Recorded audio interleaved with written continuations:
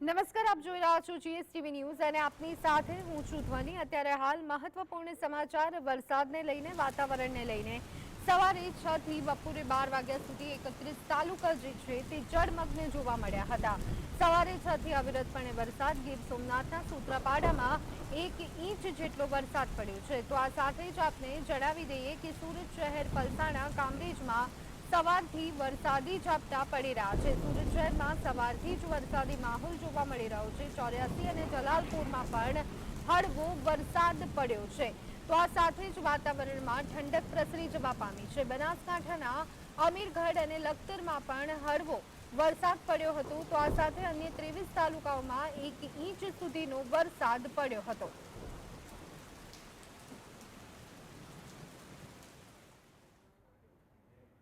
તો રાજ્યમાં ચોમાસું બેસી ગયું છે, તેવામાં 24 કલાકમાં 114 તાલુકાઓમાં સાર્વત્રિક વરસાદ ખાબક્યો છે। જ્યાં સાબરકાંઠાના પોશીનામાં 2 ઇંચ વરસાદ વરસ્યો છે, બનાસકાંઠાના દાંતીવાડામાં 2 ઇંચ, વલસાડના ઉમરગામમાં 1.5 ઇંચ જેટલો વરસાદ વરસ્યો હતો અને ભુજમાં 1.5 ઇંચ વરસાદ વરસ્યો હતો। અન્ય 109 તાલુકામાં 1 ઇંચ જેટલો વરસાદ વરસ્યો હતો।